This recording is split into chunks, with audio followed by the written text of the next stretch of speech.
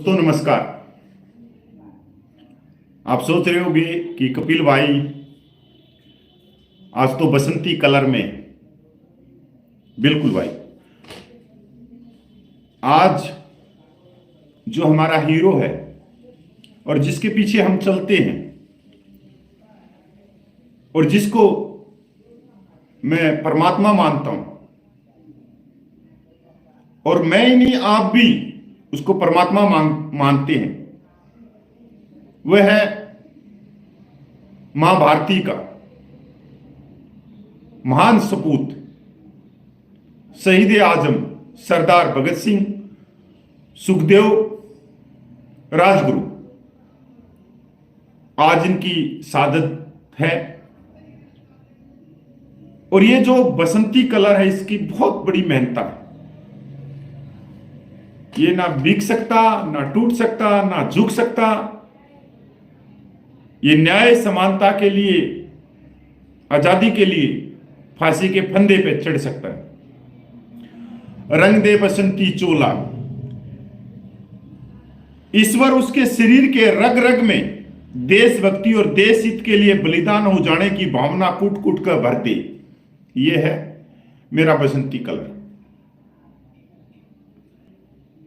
शनिवार शहादत दिवस है। आज मैं वो सच्चाई से भी आपको रूबरू करवाऊंगा जिसका आपको इंतजार था। और अब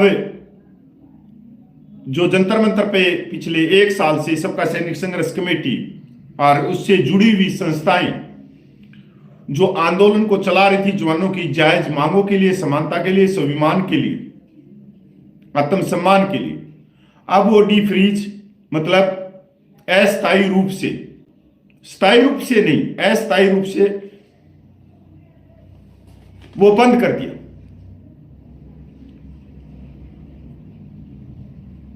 आपको बहुत इंतजार था। मैं उस कड़ी के ऊपर भी जाऊंगा, पर अगर आप लोगों के पास में 1 मिनट का और समय है तो मैं कुछ बताना चाहता हूं जिसको सुनने के बाद में आपके रोंगटे खड़े हो जाएंगे। भगत सिंह 23 मार्च 1931 की उस शाम का लंबे समय से इंतजार कर रहे थे। अपने आखिरी खत में भी उन्होंने इसका जिक्र किया था। भगत सिंह ने खत में लिखा, साथियों, स्वाभाविक है, जीने की इच्छा मुझ में भी होनी चाहिए। मैं इसे छिपाना नहीं चाहता हूं, लेकिन मैं एक शर्त पर जिंदा रह सकता हूं कि कैद होकर या पाबंद होकर न रहूं। मेरा नाम हिंदुस्तानी क्रांति का प्रतीक बन चुका है।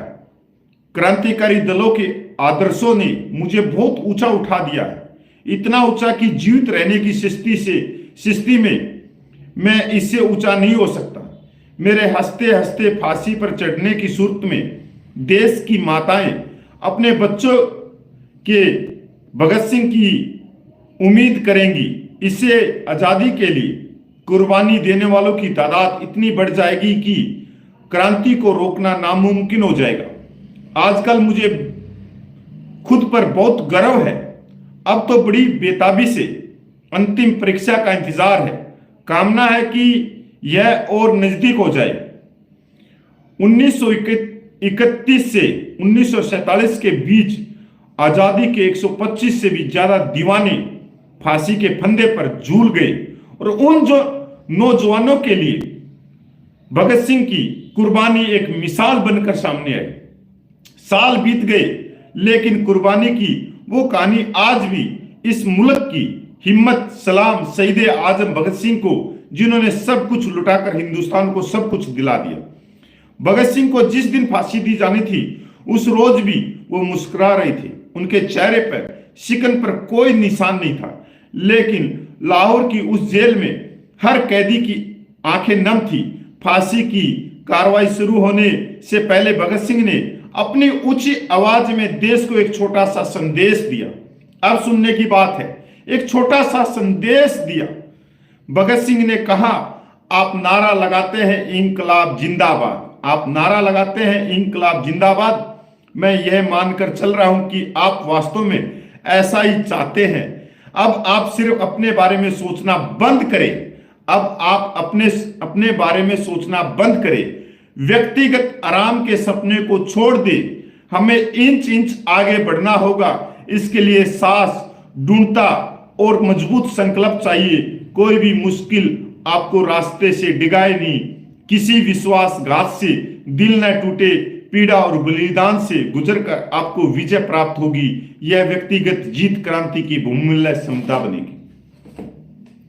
और यह साबित कर दिया 1 साल के आंदोलन में जो भगत सिंह ने लास्ट में जो बोला था अपने लास्ट खत में कि यहां पर बहुत सारे विरोधी आएंगे, बहुत सारे आपकी आलोचना करने के लिए आएंगे, आपकी टांग खींचने के लिए आएंगे, पर आपको बिल्कुल भी उनकी परवाह नहीं करनी है। आप इंच इंच करते हुए आगे बढ़ोगे। तो सैनिक भाइयों कमेंट करके बताना, आज जो आंदोलन जंतर मंतर पे चला, क्या इंच इंच आगे करते हुए क्या पूरे देश में कश्मीर से लेके कन्याकुमारी तक, मणिपुर से लेके जैसलमेर तक न्याय, समानता, जवानों के जायज हकों की, आत्मसम्मान की आवाज गई या नहीं गई, ये आप बताना। आप बताना कमेंट करके कि गई या नहीं गई। आज हमारे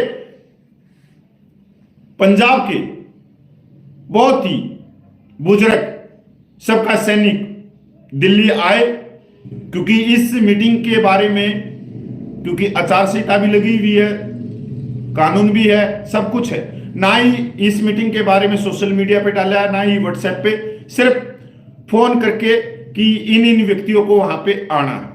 और आज बहुत ही सम्मानित बुजुर्ग और जो संघर्षशील हैं वो जंतर मंतर में पूछे, एक प्यारा संदेश लेके मान और सम्मान देने के लिए, क्योंकि आप लोगों को मालूम है कि शाबाशी देना बहुत बड़ा एक काम है।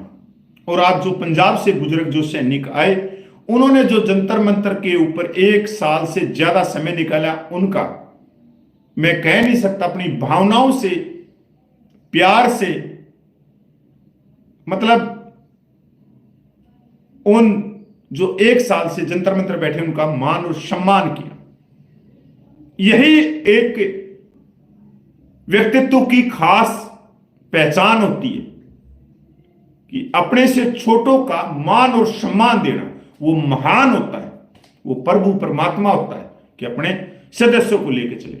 इस मीटिंग में निर्णय लिया गया, न टूटे हैं, न झुके हैं, न बिके हैं। इंकलाब के साथ में इंकलाब बोलते हुए संविधान के दायरे में न्याय, समानता, आत्मसम्मान और स्वाभिमान के लिए संघर्ष चलेगा, बंद नहीं हुआ। बहुत बड़ी बात है कि पंजाब के जो सैनिक है वो कितनी गहराई से किसी संघर्ष को जानते कि एक दिन में कोई हथेली के ऊपर सरसों पका नहीं सकता, हरी नहीं कर सकता। उनको मालूम है, वो इस चीज को जानते हैं कि संघर्ष में सालों लग जाते हैं। और संघर्ष नाम इस चीज का, ना टूटना है, ना बिकना है, ना झुकना है, ना थकना है, आगे चलना है। तो संघर्ष बिल्कुल चलेगा, बस अस्थायी रूप से बंद हुए। मेन बात पे आता हूं मैं, जिस बात पे मैंने टाइटल डाला है, कपिल फौजी को मिली लोकसभा की टिकट। आपके रोंगटे खड़े हो जाएंगे, क्योंकि अब मैं सच्चाई जो बताऊंगा, पहले नहीं बताई क्योंकि आंदोलन चल रहा था। और इस सच्चाई का सिर्फ 2 व्यक्तियों को मालूम है या 2 एसोसिएशनों को मालूम है। सैनिक भाइयों, आप सबको मालूम है कि 25 जुलाई को बहुत बड़ी एक रैली हुई थी दिल्ली के अंदर। दिल्ली में रैली होने के बाद में वो रैली सभी सोशल मीडिया प्लेटफॉर्म पे आई थी, बड़े बड़े न्यूज़पेपरों में आई थी, हर जगह उस रैली की चर्चा थी। अपने हिसाब से जो विपक्ष पार्टियां हैं उन्होंने संपर्क करने की कोशिश की हमारे से सबसे, चाहे उसमें जेडब्ल्यू नलिन तलवार है, गोसल साहब है या नायक हरपाल है, इनसे संपर्क करने की कोशिश की कि आप हमारे से मिलो। मेरे से भी संपर्क करें। हमने कहा कि अभी विपक्ष के पास में हम नहीं आ रहे, हमारे को उम्मीद है कि ये सरकार दे देगी। उसके बाद में जो संघ है और वर्तमान सरकार है, उसने संपर्क करने की कोशिश की और बैकग्राउंड खंगाला उसने कि इस कमेटी में जो महत्वपूर्ण पद है, महत्वपूर्ण पद की बात नहीं करूंगा मैं, जो इस संघर्ष को लेके चल रहा है वो व्यक्ति कौन है,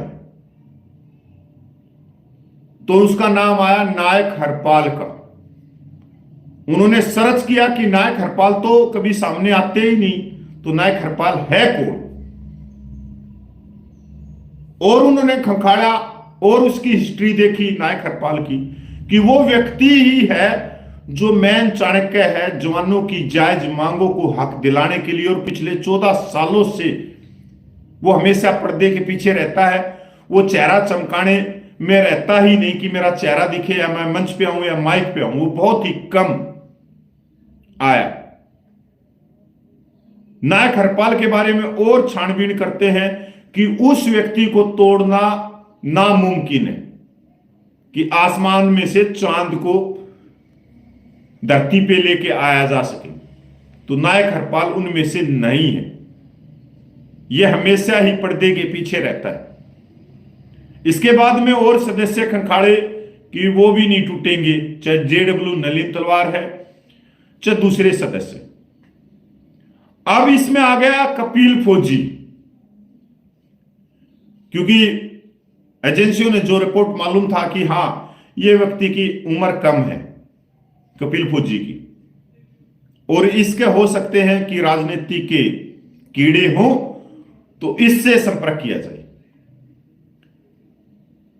दोस्तों, मेरे पास में ऐसी कोई राजनीतिक पार्टी नहीं है जिसके बड़े ओहदे पे बैठे हुए पीए का फोन नहीं आया। और उस दिन मैं आश्चर्यचकित रह गया कि वर्तमान सरकार के एक सबसे बड़े व्यक्ति का मेरे पास में फोन आया कि आपसे नेताजी मिलना चाहते हैं, समय बताओ कब मिलोगे। मैं इतना छोटा सा एक इंसान मेरे से समय मांग रहे। मैंने कहा कि सर हमारी पूरी कोर कमेटी जाएगी, जो फेडरेशन बनी है, आप कोई भी गवर्नमेंट का लेटर निकाल लो और हम बात करने के लिए तैयार है। निमला नहीं, आपसे मिलना चाहते हैं। मैं सर मैं तो नहीं आ सकता। निमला कभी जिंदगी में कभी कभी मौके मिलते हैं, मौके को ले ले तू। मैं भी होपकोक हो गया कि यार मौका तो है। मैं सर क्या मौका है? अरे भाई तू अपनी खुद की मांगों को लोकसभा राज्यसभा में उठा सकता कि अब तक क्या से क्या है, क्या करेंगे नेताजी क्या है।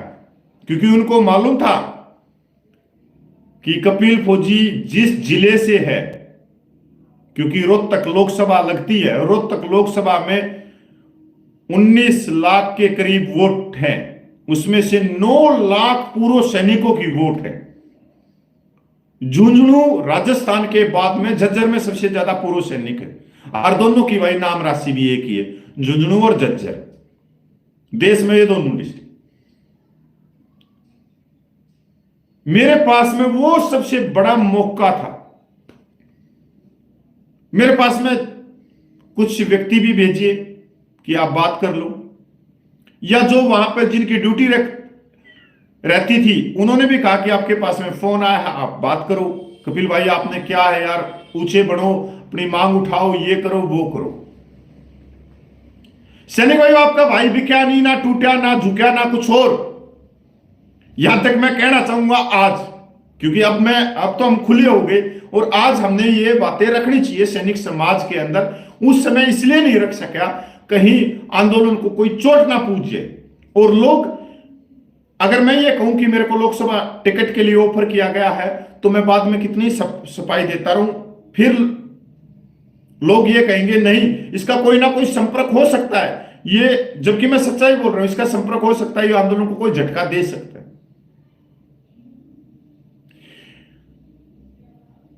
अब इसमें देखो खुल के बोलना चाहिए।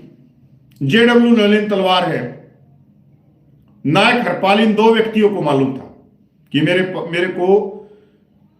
मेरे से संपर्क करने की कोशिश की गई। दो एसोसिएशनों को मालूम था, एक तो आवाज नाम की संस्था को, और एक जो पहले ही 2015 में सबका सैनिक संघर्ष कमेटी का जब धरना जंतर मंतर पे चल रहा था, वन रैंक वन पेंशन, जब जिस समय एक मेजर जनरल का भी चल रहा था और उस समय ये 10 दिन की भूख हड़ताल में बैठे थे, तो सबका सैनिक संघर्ष कमेटी के धरने को बेच के वो सरकारी वकील बन गए। इन दो संस्थाओं को मालूम था कि कपिल फौजी के पास में संपर्क किया जा रहा है एक पार्टी के द्वारा, और हम उस पार्टी के सबसे बड़े अंधभक्त हैं, चापलूस हैं, तलवे चाटने वाले हैं, हमारे को बूझ नहीं रही। और जो कपिल फौजी है वो सैनिकों को न्याय दिलाने के लिए 75 साल से जो भी राजनीतिक पार्टियां हैं उन्हीं को भला बुरा कहता है। ये उनके अंदर मीटिंग हुई है, पूछ लेना जो भी भाई है। लोकसभा की टिकट मेरे हाथ में थी या नहीं थी, या मेरा वो कुछ भाई यूज करना चाह रहे थे, वो तो भगवान जाने, पर उस समय लोकसभा की टिकट मेरे साथ में थी।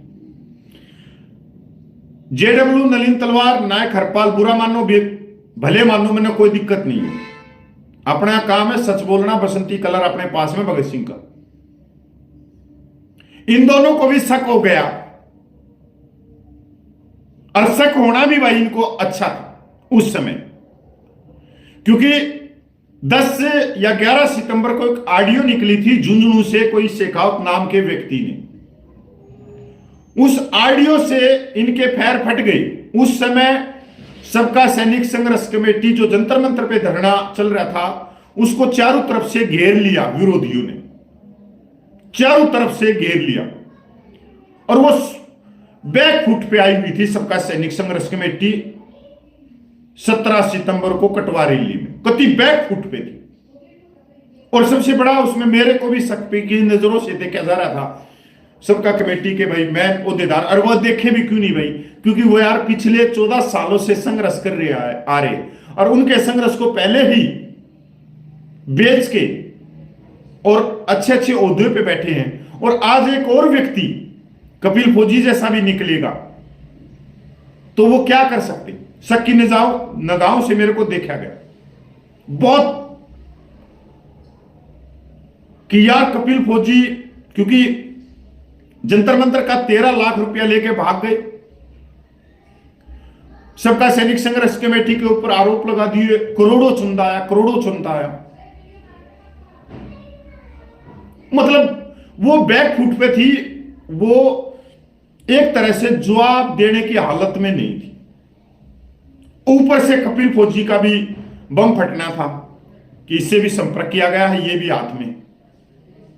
और उससे पहले ही सबका कमेटी को यह भी मालूम था कि एक तो जो वकीलों की संस्था है, जो अपने पूर्व सैनिक है, वो संघ से जुड़े हुए, उनके पदाधिकारियों ने मेरे को तोड़ने की बहुत कोशिश की थी। वो लग गए थे अप्रैल के महीने में। और एक द्वारिका का एडवोकेट, उसने भी बहुत तोड़ने की कोशिश की। गोल टोपी वाला राजस्थान वाला, उसने भी बहुत कोशिश की, यार वो पंजाब के कपिल भाई तू यहां पे है, हम तेरा ये करेंगे वो करेंगे, फलाना दक्कड़ सब कुछ। मैं हिला नहीं, मैं डुला नहीं, मैं चलता रहा। मतलब एक तरह से सबका कमेटी बैक फुट पे थी। और बैक फुट पे उसके पास में एक चीज और बची हुई थी, वो नाम बचा हुआ था कपिल फौजी का, कि कपिल फौजी ने भी धोखा दे दिया ना तो फिर हम अपनी सफाई देते देते मर जाएंगे। और 20 या 30 साल के बाद में पता लगेगा कि कपिल फौजी भी पूर्व सैनिकों की पीठ में छुरा मार के लोकसभा का सांसद बन गया, राज्यपाल बन गया, पता नहीं क्या बन गया। आप लोगों ने देखा होगा जंतर मंतर पे बहुत सैनिक अपना चेहरा चमकाने के लिए कि फलानी राजनीतिक मेरे को देख ले, फलानी राजनीतिक पार्टी मेरे को देख ले और मेरे को टिकट दे दे। वो टिकट के भूखे घूम रहे थे। यहां तक एक आपने वो वीर सिंह चौहान जो कंबाइंड ड्रेस 1.5 मीटर कपड़ा पहन के घूमता है, उसका ऑडियो भी सुना होगा कि 20 फरवरी को कपिल फौजी ने मेरे को मंच से उतार दिया था, और फिर बोलता है कि हमारा भी चेहरा चमक जाता तो क्या दिक्कत थी। पर मैंने 20 फरवरी को बोला था, अगर इस आंदोलन के कोई नेता रहेंगे तो वो पूर्व सैनिक रहेंगे, सैनिकों की मांगे रहेंगी, या कोई राजनीति नहीं। सैनिक भाइयों, आपका भाई ना टूटा, ना बिका, ना झुका, और ना ही बिका। कपिल फौजी नहीं बिका। मेरे को यह मालूम था कि जो संघर्ष चल रहा है ये 95 साल के सूबेदार प्रगट साहब का चल रहा है। मेरी कोई कमेटी नहीं, मैं सबका कमेटी के साथ में हूं, पंजाब के 3.25 लाख पूर्व सैनिकों के साथ में। मैं किसी की पीठ में छुरा नहीं घोंपने वाला।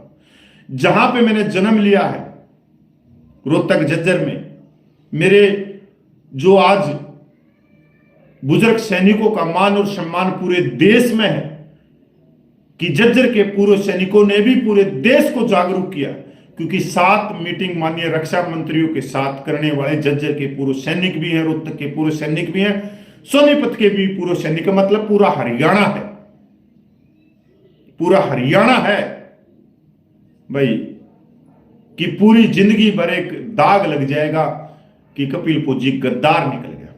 मैं बेच के नहीं जाऊंगा, चाहे कुछ भी हो जाए, कुछ पैसा आ जाएंगे। आज एक छोटी सी गाड़ी आल्टो में घूमता हूं, कल मेरे पास में फॉर्च्यूनर आ जाएगी, पर मेरी 7 पीढ़ियों तक ये दाग रहेगा,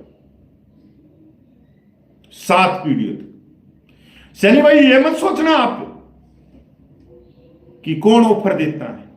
अरे भाई, आप पूर्व सैनिकों का संख्या बल अपने डिस्ट्रिक्ट में खड़े कर दो, देखो आपके पास में राजनीतिक पार्टियों के बड़े बड़े नेताओं के फोन आने लग जाएंगे। एक बार कर तो लो, प्रयोग करो आप सैनिक भाइयों। और मैं पंजाब के 3.25 लाख पूर्व सैनिकों को भी साधुवाद करता हूं कि तुम्हारा भाई कपिल फौजी ना टूटा, ना बिका, ना झुका, ना तुम्हारे को धोखा दिया, ना गद्दारी करी।